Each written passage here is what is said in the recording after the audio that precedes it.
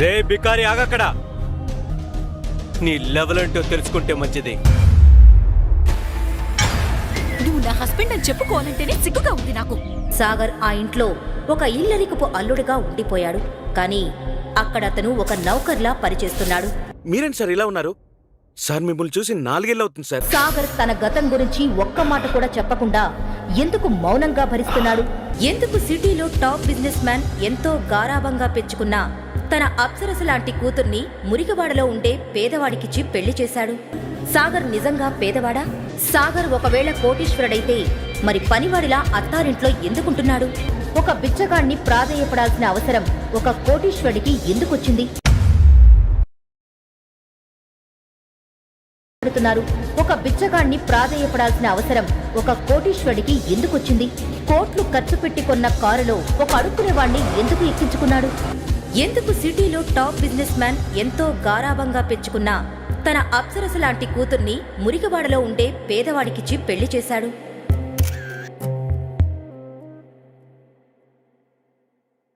ఆ పేదవాడి వెనక ఉన్న అసలు నిజం తెలియగానే ఎందుకు సిటీలోని ధనవంతులంతా వణికిపోయారు?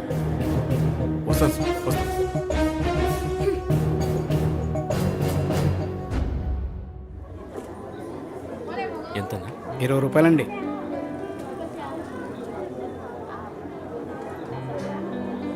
ఒక 3 మూరలు మల్లెపూలు కట్టండమ్మా.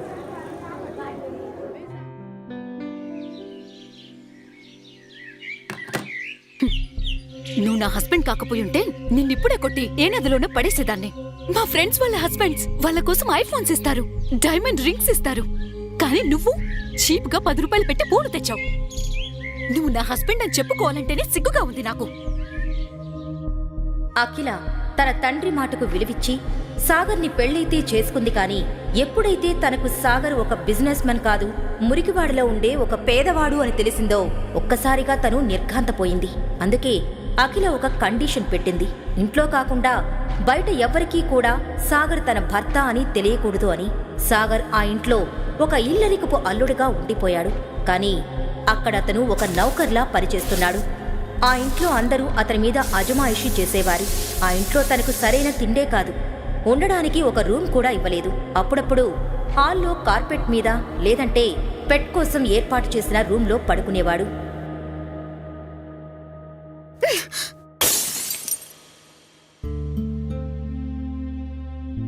ఈ విరిగిపోయిన గాజు ముక్కంత వాల్యూ కూడా లేని ఈ బికారిగాడు ఒక పెద్ద బిజినెస్ మ్యాన్ అని అబద్ధం చెప్పి నా పెళ్లి చేశావు.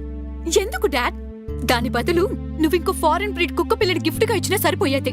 కనీసం ఈ సొసైటీలో ఒక స్టేటస్ అయినా ఉండేది. అఖిల తనని ఒక కుక్క కన్నా హీనంగా చూస్తుందని, ఆ కుక్కకిచ్చే వాల్యూ కూడా తనకివ్వట్లేదని, తను ఏం చేసినా చేదరించుకుంటుందని, అసలు తనంటేనే అసహ్యించుకుంటుందని తెలిసినా సాగర్ తన గతం గురించి ఒక్క మాట కూడా చెప్పకుండా ఎందుకు మౌనంగా భరిస్తున్నాడు? బ్రతిమలాడి మరీ అల్లుడిగా చేసుకున్న అఖిల తండ్రి సాగర్ని తన కూతురు పనివాడిలా చూస్తున్నా సైలెంట్ గా ఎందుకున్నాడు? కుక్క కన్నా హీనమైన ఈ ఇల్లరికపు అల్లుడు బ్రతుకుని ఎందుకు సాగర్ భరిస్తున్నాడు? అఖిల తన పెళ్లి ఫారిన్లో జరిగిందని తన ఫ్రెండ్స్తో చెప్పింది. తన హస్బెండ్ లండన్లో ఒక పెద్ద బిజినెస్ మ్యాన్ అని చెప్పి కవర్ చేసింది. అఖిల ఫ్రెండ్స్ ఎప్పుడైనా వాళ్ళ హస్బెండ్స్ ఇచ్చిన కాస్ట్లీ గిఫ్ట్స్ చూపించినప్పుడు తన మనసులోనే బాధపడేది. సర్లేవే, పెళ్లికెలాగో పిలవలేదు, అట్లీస్ట్ మీ హస్బెండ్ అయినా చూపిస్తావా? లేకపోతే అలా హడావుడిలో అయిపోయింది యార్. తను చాలా బిజీ పర్సన్ అండ్ లండన్ లో ఒక పెద్ద బిజినెస్ మ్యాన్. అసలు ఇండియా వచ్చి పెళ్లి చేసుకునేంత టైం కూడా లేదప్పుడు. అందుకే మా పెళ్లి లండన్ లోనే వెరీ లిమిటెడ్ ఫ్యామిలీ మెంబర్స్ తో అలా జరిగిపోయిందే. ఇంకెన్ని రోజులు దాచిపెడతావో చూద్దాం నీ హీరోని. ఇదిగోవే నా హీరో ఫస్ట్ యానివర్సరీకి ఇచ్చిన డైమండ్ నెక్లెస్. ఒకసారి వ్యాలంటైన్స్ డే రాబోతుందని సాగర్ ఎంతో ప్రేమగా అఖిల కోసం రెడ్ రోజెస్ తీసుకోవాలనుకున్నాడు. ఆగండన్నా. మొన్న మల్లెపూలు తీసుకెళ్తేనే కోప్పడింది, మళ్ళీ ఈ రిస్క్ అవసరమా? అన్నా ఇదిగో అన్నా, ఈ వ్యాలంటైన్స్ డే కి ఈ రేర్ రోజ్ ఫ్లవర్స్ ని ఈ సూపర్ బ్యూటిఫుల్ ఆర్చిడ్స్ అండ్ ఈ very special red roses birds తో మిక్స్ చేసి వదినకిస్తే నీ మీద ఫుల్ ఫిదా అయిపోతుందన్నా. ఈ పూలు ప్రతిసారి దొరకవన్నా, ఇక మీ ఇష్టం అన్నా. ఆ విషయం తెలిసిన అఖిల ఎంతో కోపంతో సాగర్ మీద మండిపడింది. Just go away. నిన్ను చూస్తేనే కంపరంగా ఉంది నాకు.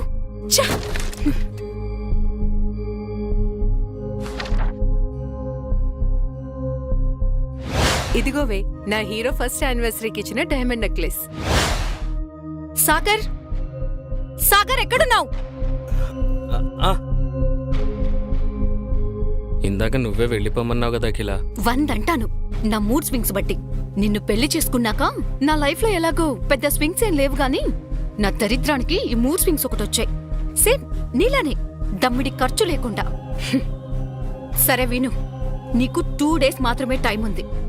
ఏదైనా సరే వ్యాలంటైన్స్ డేకి నాకొక కాస్ట్లీ గిఫ్ట్ కావాలి. దాని కాస్ట్ మినిమం 1 లాక్ అయినా ఉండాలి. గిఫ్ట్ తీసుకురాలేకపోయావనుకో ఏదైనా రన్నింగ్ ట్రైన్ ఎదురుగా వెళ్ళి చావు. కనీసం నాకు పట్టిన దరిద్రమైన వదిలిపోతుంది. అఖిల, నేనంత డబ్బు నా కల్లో కూడా చూడలేదు. అంత కాస్ట్లీ గిఫ్ట్ నేను ఎలా తీసుకురాగలను? అది నన్ను పెళ్లి చేసుకోక ముందు ఆలోచించుండాల్సిందే. ఒక మగాడి వయ్యుండి కనీసం తన భార్య అడిగిన గిఫ్ట్ తీసుకురాలేవా? ఛీ! అఖిల మాటలకు సాగర్ మనసు చివుక్కుమంది. ఏమీ మాట్లాడలేక అక్కడ నుండి వెళ్లిపోయాడు. 2 రోజుల తర్వాత వ్యాలంటైన్స్ డే రోజు సాగర్ అఖిల దగ్గరకు వచ్చి ఒక గిఫ్ట్ బాక్స్ తన చేతిలో పెట్టాడు. అఖిల ఎంతో అసహనంగా ఆ బాక్స్ను ఓపెన్ చేసింది. అంతే, ఆ బాక్స్లో ఉన్న గిఫ్ట్ చూసి ఒక్కసారిగా షాక్ అయింది. ఏంటి? జిమ్మీ చూ శాండిల్సా? ఇవి 10 లాక్స్ పైనే ఉంటాయి. వీటిని నువ్వెలా తీసుకురాగలిగావు? అఖిల, ఆ ఒరిజినల్ అనుకుంటున్నావా? డూప్లికేట్ అవి అని సాగర్ అనగానే అఖిల ఎంతో డిసప్పాయింటింగ్గా ఆ శాండిల్స్ ని రూంలో పెట్టింది.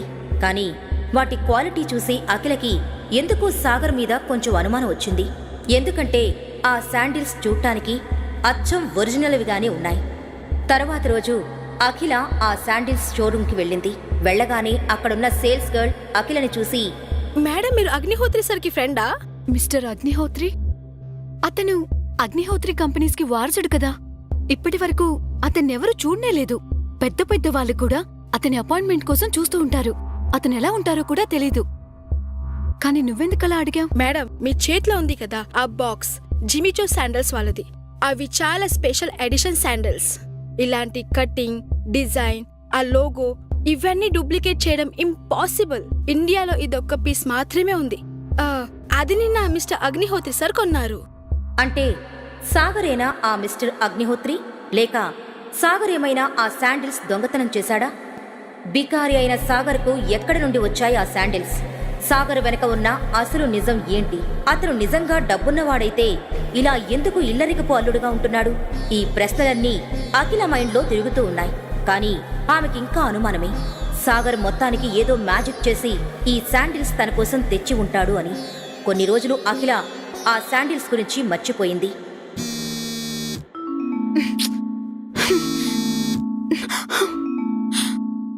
అయ్యో బాబోయ్!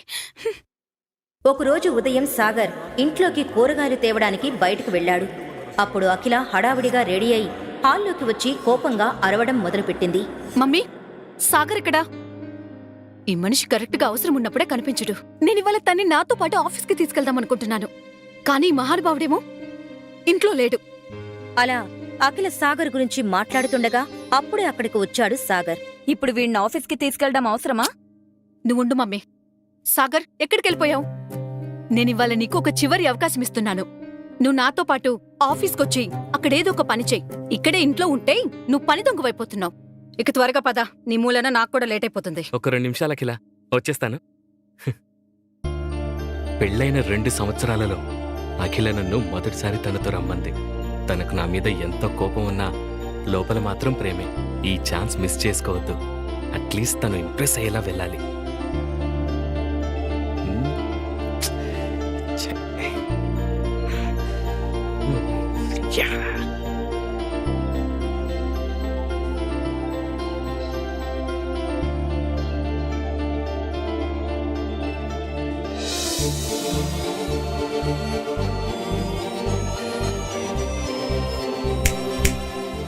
హలో పెళ్ళం గారు, వెళదామా?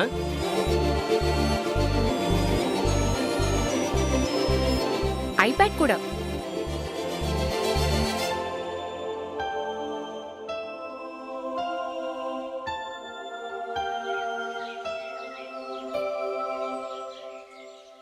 మర్చిపోయాను, నా బ్యాగ్ ఉంది కదా. Okay.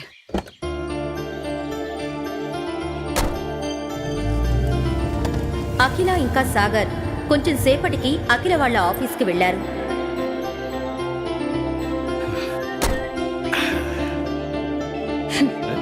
Hello mister after all మొగుడు గారు, నేనేదో ఇవాళ నిన్ను చూశానని feel అయిపోకు.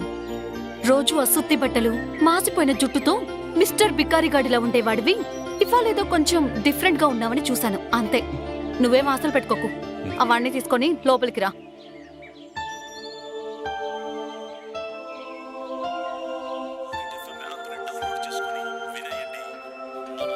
Hey princess, how are you? అసలు ఏమైపోయావు? ఎప్పటి నుంచో కలుద్దాం అనుకుంటున్నాం, ఇప్పటికిలా కుదిరిందనమాట యువరాణి గారికి.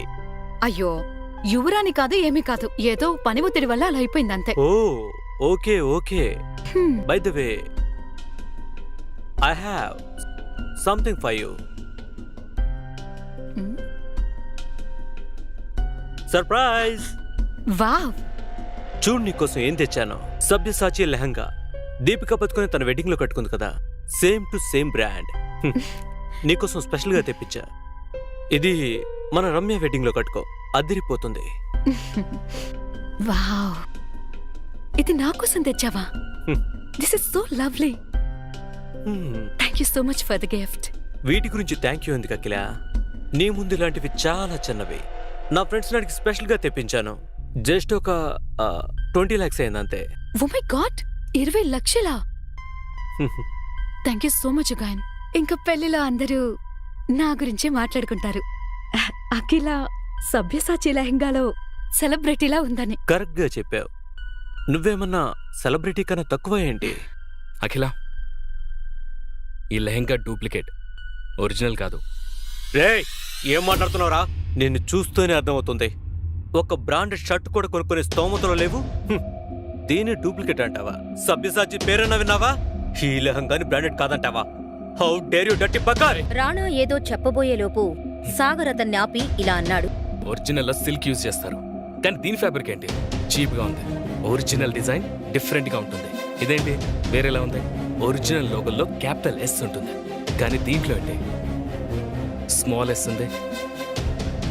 ఇలాంటివి లోకల్ మార్కెట్లో 5-6 వేలకు దొరుకుతాయి. అప్పుడు సరిగ్గా దాన్ని చూసిన అఖిలకి అది నకిలీ అని తెలిసిపోయింది. అది చూసి రాణా సైలెంట్ అయిపోయాడు. దాన్ని కవర్ చేయడానికి ఇలా అన్నాడు. నా friend I think by mistake something like prank అనుకుంటా. నేను నీకోసం ఒరిజినల్ ఆర్డర్ చేశాను అఖిల. అయినా నేను నీకు డూప్లికేట్ ఎందుకు ఇస్తాను చెప్పు? I mean oh I just got a call. నేను ఇప్పుడు వెళ్ళేస్తా. Hello, okay okay. అరే, కొంచెం ఉంటే దొరికిపోయావంట్రా. కరెక్ట్ టైం కాల్ చేశావు. అఖిల, నేను నీకు ఇప్పటి వరకు ఎలాంటి సలహాలు ఇవ్వలేదు, కానీ ఇప్పుడు చెప్తున్నాను విను. ఈ రానగాడు నీకు డూప్లికేట్ గిఫ్ట్స్ ఇచ్చి మ్యానిపులేట్ చేయడానికి ట్రై చేస్తున్నాడు. నేను నీకు మాటిస్తున్నాను, ఏదో ఒక రోజు ఖచ్చితంగా ఒరిజినల్ బ్రాండ్ గిఫ్ట్ తీసుకొచ్చి నీకు ఇస్తాను. వాడి కోసం ఎంత కష్టమైనా సరే నేను భరిస్తాను. సాగర్ మనసులో ఉన్నదంతా అఖిల ముందుంచి తన సమాధానం కోసం కూడా ఎదురు చూడకుండా ఆ క్యాబిన్లో నుండి బయటకు విసవిసా వెళ్లిపోయాడు. పెళ్ళైన 2.5 ఏళ్లలో మొదటిసారిగా సాగర్ నా గురించి పట్టించుకున్నట్లు అనిపిస్తుంది. రానా లాంటి వాళ్ళ నుంచి కాపాడుతున్నట్టు ఒక మంచి సెక్యూర్డ్ ఫీలింగ్. ఏంటో ఫస్ట్ టైం నాకు ఇలా అనిపిస్తుంది. సాగర్ని నా నుంచి దూరంగా ఉంచి తప్పు చేశానా? Excuse me madam.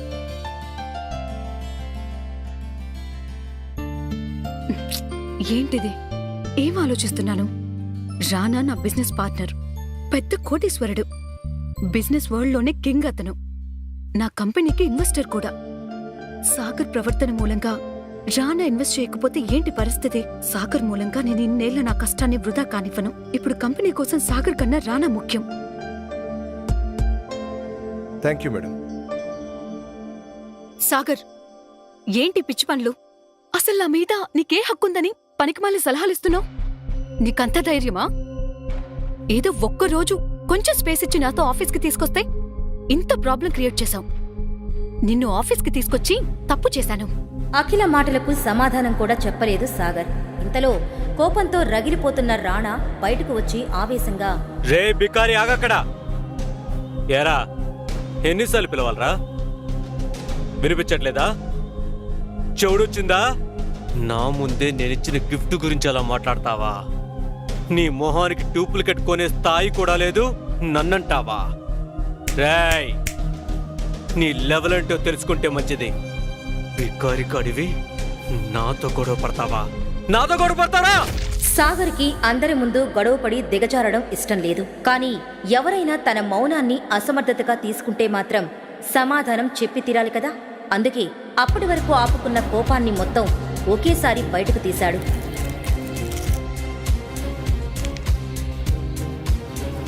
మొదటిది, నీ ముందు నిలబడిందో చూసావా? తను నా భార్యరా. నువ్వు తనకి ఎంత దూరంగా ఉంటే నీకంత మంచిది. రెండోది, నా భార్యకి నీలాంటి వాడి దగ్గర నుంచి గిఫ్ట్ తీసుకోవాల్సిన అవసరం లేదు, తనకి నేనే తీసుకొచ్చేస్తాను. ఇక మూడోది, ఒరిజినల్ తీసుకొచ్చే స్తోమత లేనప్పుడు మూసుకుని ఉండాలి. అర్థమైందా రాజా? ఆఫీస్ నుండి బయటకు వచ్చిన సాగర్కు మనసు ఎంతో తేలికగా అనిపించింది. ఇంతలో ఉన్నట్టుండి సాగర్ మొబైల్ రింగ్ అయింది. సాగర్ ఫోన్ లిఫ్ట్ చేశాడు. మీ కాల్ కోసం వెయిట్ చేస్తున్నాను. సార్, ఈరోజు ఒక స్పెషల్ పర్సన్తో మీకు మీటింగ్ అరేంజ్ చేశాను. అడ్రస్ మీకు వాట్సాప్ చేశాను సార్. మీరు ఒకసారి కలిస్తే బాగుంటుందని నేను అనుకుంటున్నాను. ఇది 200 కోట్ల రూపాయల డీల్ సార్. మీరు ఆ డీల్ ఫైనల్ చేసేదాకా మనం ఈ ప్రాజెక్ట్ని తీసుకోలేం సార్. నాకు ఎవ్వరిని కలవడానికి ఎటువంటి ఇబ్బంది లేదు, అర్థమైందా? కానీ మీరు నా 2 కండిషన్స్కి ఓకే చెప్తేనే. ఒకటి, సవ్యసాచి నుంచి అర్జెంటుగా నాకు ఒక లెహంగా కావాలి. దాని కాస్ట్ మినిమం ₹1,00,00,000 అయి ఉండాలి. రెండోది, నేను మీకు ఇప్పుడు వాట్సాప్ చేస్తున్నాను, అది కూడా అంతే ముఖ్యమైనది. ఈ 2 పనులు అర్జెంటుగా జరిగిపోవాలి. ఓకే?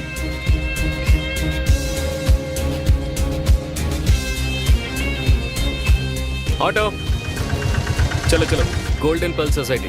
గోల్డెన్ పర్ల్ సొసైటీ సిటీలోనే కాదు, ఆ స్టేట్లోని లగ్జూరియస్ సొసైటీస్లో ఒకటి. కానీ సాగర్ ఎవరిని కలవడానికి వెళ్తున్నాడు, దాని గురించి తన దగ్గర ఎటువంటి ఇన్ఫర్మేషన్ లేదు. సాగర్ ఒక లోకల్ ఆటో ఎక్కి వాట్సాప్లో ఉన్న అడ్రస్కి వెళ్ళాడు. ఆ సొసైటీలో సిటీలోనే కాకుండా చుట్టుపక్కల సిటీలో ఉన్న ధనవంతులు ఉంటున్నారు. పెద్ద పెద్ద కోటీశ్వరులు అక్కడికి వచ్చి వెళ్తుంటారు. ఆ సొసైటీ లోపలికి ఎంటర్ అవ్వబోతూ ఉండగా తన సాదా సీదా బట్టలు, పాత చెప్పులు చూసి సెక్యూరిటీ సాగర్ని గేటు బయట ఆపేశాడు. ఏంటమ్మా లోపల దూసుకెళ్తున్నావు? నాకు లోపల పని ఉంది, లోపలికి వెళ్ళాలి, మీటింగ్ ఉంది. హలో, అబద్ధం చెప్పినా అతికినట్టు ఉండాలి. నీ అవతారం చూసుకో ముందు. బ్యాంకు కన్న వేసే దొంగలా ఉన్నావు. తమ్ముడు, ఇది golden pearl society. I'm so proud of you Vaibhav. Forbes top richest man in ఇండియాలో ఒకటివి. అదిగాక రియల్ ఎస్టేట్ రంగంలో రారాజు అంటారు నిన్ను. ఇండియాలోనే one of the richest society golden pearl సొసైటీకి ఓనర్వి. ఈ స్టేట్లోనే పెద్ద పెద్ద బిల్డింగ్స్కి, మాల్స్కి వన్ అండ్ ఓన్లీ ఓనర్వి. ఇంత తక్కువ టైంలోనే ఈ స్థాయికి వచ్చావంటే ఒక్కొక్కసారి నాకే జెల్సీ వేస్తుందిరా. రే, పెద్ద పెద్ద వాళ్ళు పెద్ద పెద్ద కార్లలో ఇక్కడికి వస్తూ ఉంటారు. మరి నువ్వు వాళ్ళ డబ్బులు దోచుకోవడానికి వెళ్తున్నావా? ఇదిగో, నీలాంటి వాళ్ళని చాలా మందిని చూశాను. వెళ్ళి ఇక్కడి నుంచి వెళ్ళమ్మా. ఇంతలో ఒక కాస్ట్లీ కార్ వచ్చి అక్కడ ఆగింది. సడన్ బ్రేక్ వేయడం మూలంగా అది సరిగ్గా సాగర్ ముందుకొచ్చి ఆగింది. ఏం జరుగుతుంది ఇక్కడ? అది కూడా నా సొసైటీ గేట్ ముందు. ఇలా చేస్తే మన సొసైటీ రెప్యుటేషన్ దెబ్బతింటుందని తెలీదా? చూడండి సార్, ఈ బికార్ గారు లోపలికి వెళ్ళాలని చూస్తున్నాడు. నేను ఆపుతున్నా, ఆగట్లేడు. సార్, సాగర్ సార్, మీరా? సారీ సార్, నేను మిమ్మల్ని చూసుకునే లేదు. మీరు వచ్చారని తెలిస్తే నేనే మిమ్మల్ని రిసీవ్ చేసుకోవడానికి వచ్చామండి సార్. అరే వేస్ట్ ఫెలో సార్, ఆయన ఎవరో తెలుసా? తెలుసు సార్. ఛ! నీ వల్ల సాగర్ సార్ ముందు నా పరువంతో పోయింది. నేను ఇప్పుడే పని నుంచి మీకేస్తున్నా సార్. ఇందులో తన తప్పేం లేదు. ఇప్పుడు నేనున్న పరిస్థితుల్లో ఎవడైనా దొంగ, బికారి అని అనుకుంటాడు. సార్, మీరేంటి సార్ ఇలా ఉన్నారు? సార్ మిమ్మల్ని చూసి 4 ఏళ్ళు అవుతుంది సార్. అప్పుడు ఎలా ఉండేవాళ్ళు, కానీ ఇప్పుడు ఇలా. మిస్టర్ వైభవ్, జరిగిందంతా చెప్పే పరిస్థితులు ఇప్పుడు నేను లేను. కానీ తొందరలోనే అంతా సర్దుకుంటుంది. నేను లోపలికి వెళ్ళాలి, నాకు అర్జెంటుగా మీటింగ్ ఉంది. నేను మిమ్మల్ని మళ్ళీ కలుస్తాను. అలా చెప్పి సాగర్ లోపలికి వెళ్ళాడు. వాళ్ల ఓనర్ని అలా ఒక బికారి ముందు వంగి వంగి మాట్లాడటం చూసి సెక్యూరిటీ గార్డ్ కంగారు పడ్డాడు. కోట్లకు పడగలెత్తిన ఈ రారాజు ఈ పేదవాడిని సర్ అని ఎందుకంటున్నాడు? ఒకవేళ సాగర్ అతనికన్నా కోటీశ్వరుడా? ఒకవేళ అయితే ఇలా పేదవాడిగా ఎందుకున్నాడు? గార్డ్ అలా ఆలోచిస్తుండగా సాగర్ మీటింగ్ కోసం సొసైటీలోని క్లబ్ హౌస్కి వెళ్ళాడు.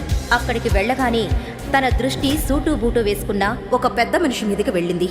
సాగర్ వెంటనే అక్కడే ఉన్న ప్లాంట్ వెనక్కి వెళ్లి ఎవరికో ఫోన్ చేశాడు. ఇతనితో మీటింగ్ అరేంజ్ చేశానని నాకు ముందెందుకు చెప్పలేదు? ఇతనితో ఎంత పెద్ద డీల్ అయినా పర్వాలేదు, నేను చెయ్యలేను. అసలు ఎవరా పెద్ద మనిషి? సాగర్ అతన్ని చూసి ఎందుకు దాక్కున్నాడు? సాగర్ నిజంగా పేదవాడా? ఒకవేళ అయితే అంత పెద్ద డీల్ చేయడానికి ఎందుకు వచ్చాడు? సాగర్ ఒకవేళ కోటీశ్వరుడైతే మరి పనివాడిలా అత్తారింట్లో ఎందుకుంటున్నాడు? సాగర్ గురించిన నిజం అఖిలకు తెలిస్తే ఏం జరగనుంది? అసలు సాగర్ పెళ్లి అఖిలతో ఎందుకు జరిగింది? ఈ ప్రశ్నలన్నింటికీ సమాధానం తెలుసుకోవాలనుకుంటే ఇప్పుడే డౌన్లోడ్ చేసుకోండి పాకెట్ FM. వినండి కింగ్.